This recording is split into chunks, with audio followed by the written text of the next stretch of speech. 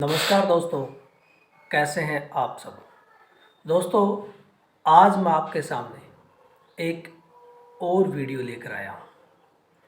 इस वीडियो के अंदर आज मैं आपके सामने चर्चा करूँगा, अगर आपको या घर में किसी को भी खांसी वाला कफ हो जाता है तो उसके लिए क्या करें।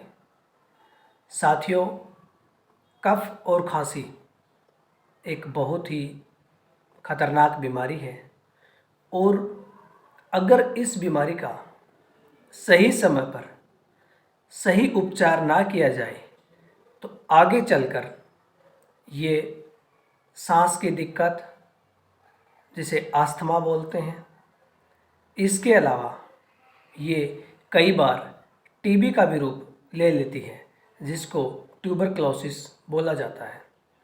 अगर लंबे समय तक ये खांसी चली जाती है तो ट्यूबरक्लोसिस की ओर अग्रसर हो जाती है।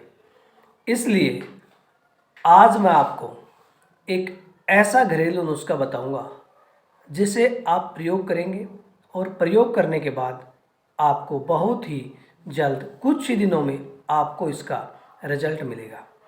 आधा चम्मच धनिया लें, आधा चम्मच मिश्री लें।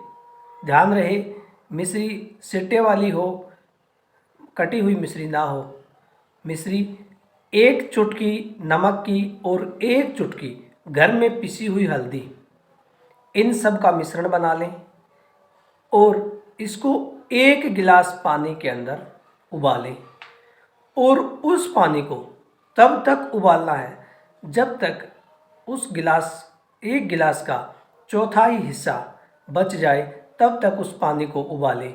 ये आपकी दवा तैयार हो गई।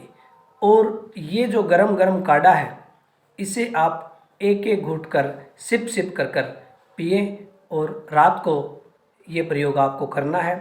और जब ये प्रयोग आप करें, उसके बाद आप अपने सिर को, पैर को और मुंह को अच्छी तरह से ढक कर के सो जाएं। और साथियों, आपको ये नुस्खा एक ही रात में आपका पूरा कफ बाहर निकाल देगा। ये मैं आपको पूरा विश्वास दिलाता हूँ और ये बहुत ही रामबाण नुस्खा है। आप इस नुस्खे को अवश्य प्रयोग करें और आप हमारे इस चैनल को सब्सक्राइब करें, लाइक करें, शेयर करें। जय हिंद, जय भारत।